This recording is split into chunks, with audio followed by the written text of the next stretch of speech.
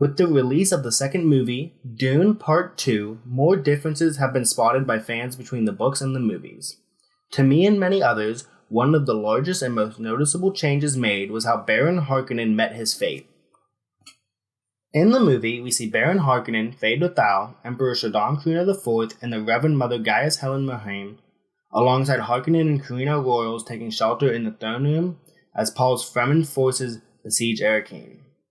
A handful of the Emperor's Sardaukar being the only and last line of defense against the Fremen ravaging their forces outside.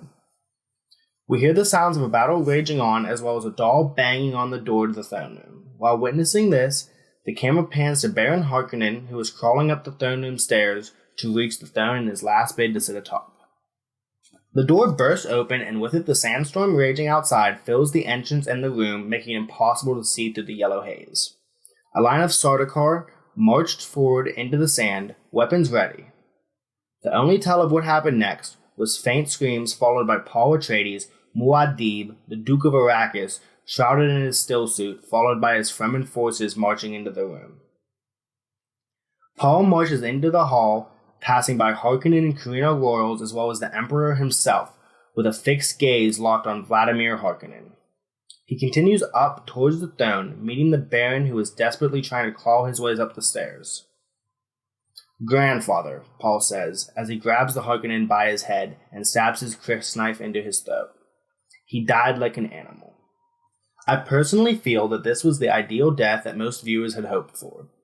Paul Atreides taking revenge on the Baron for the murder of his father and the attempted destruction of House Atreides. Though this is vastly different from how Frank Herbert wrote the death of the Baron in the books. In Frank Herbert's version, there are two key differences that I think are the driving factors for the outcome in the movie being so different from what we see in the books. Those two differences are the existence and murder of Leto II, as well as the birth of Jessica and the late Duke Leto's daughter Alia the Abomination. I want to first touch on the birth and death of Leto II. I believe his death was not as impactful as Alia's existence, though I do think it played an integral role in the building rage and hate that Fremen had for the Harkonnens and the Emperor. I plan to cover Leto II in more depth in a future video, so for now we're going to move on to Alia's role in the death of Baron Harkonnen.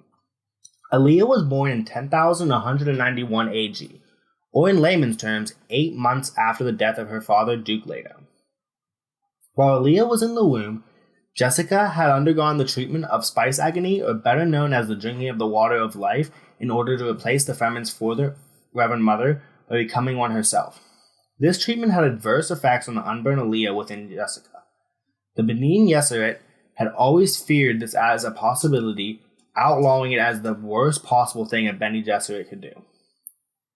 The ceremony gifted Alia the same abilities of a Reverend Mother, as well as access to the memories of all Reverend Mothers before her, including that of her mother.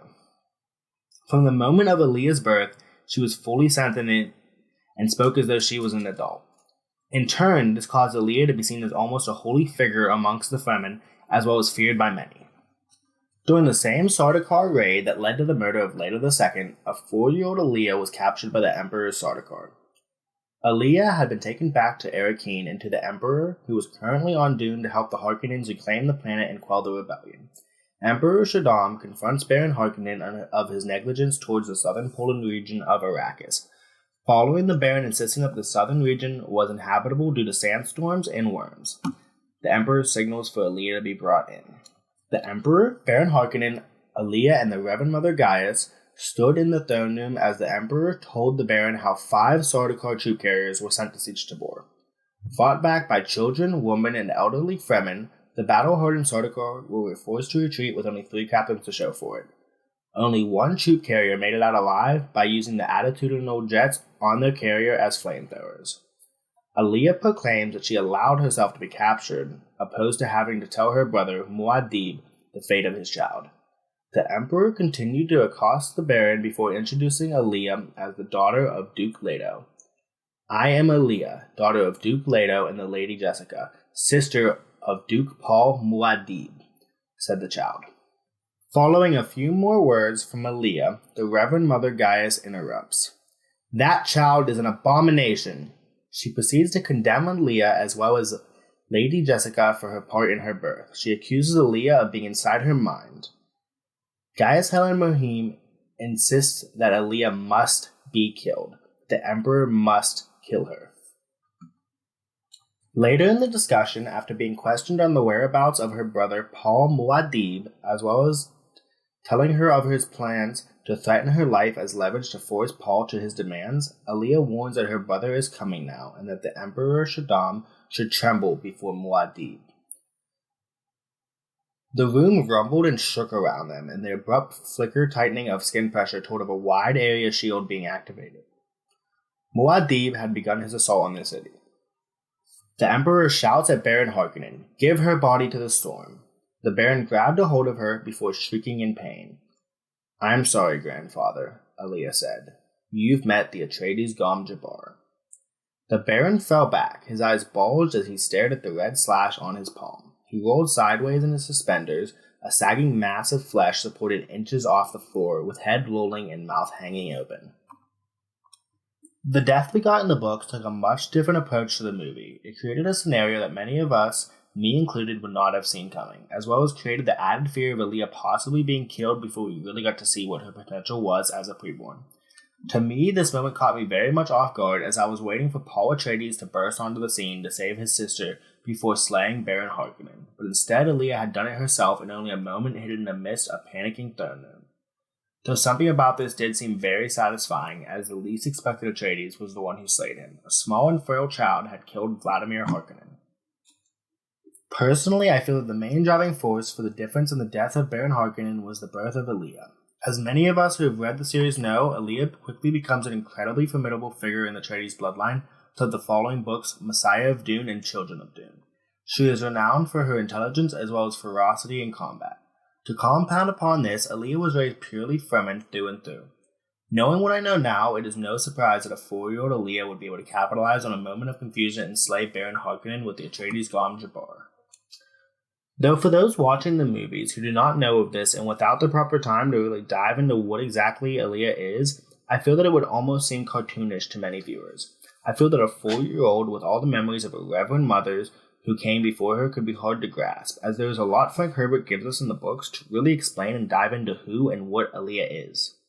As is common in movies, they tend to go the route that is the most exciting as well as the easiest to grasp, but in the same page they have to be resource and time efficient. To give the viewers even half of the information that can be found within the books would require at least a whole nother movie, which we know is unaffordable. I believe that purely the existence of Aaliyah during this time would have taken them so much more time and resources to correctly implement in the way that it was within the books, that it just was not practical. As well as in my opinion, most viewers and readers, when given the option prior, would have chosen Paul to be the one to exact Atreides' revenge upon Baron Harkonnen. In conclusion, I think that the death chosen for Baron Harkonnen in the movie is a more befitting death as well as realistic. It helped the writers of Dune Part 2 to shorten the story and content to be easier to fit into movie format as well as give many of the viewers the outcome they had hoped for. That being said, I was very disappointed to not see Aaliyah have any role during the battle for Arrakeen or the death of Vladimir Harkonnen. They have now opened a whole new world of possibilities for Aaliyah, in which I am excited to see how they pull off. Both the book and the movies have done an incredible job of captivating the audience and keeping us on the edge of our seats and waiting for more. Thank you for listening, and I'd love to hear you guys' opinions in the comments.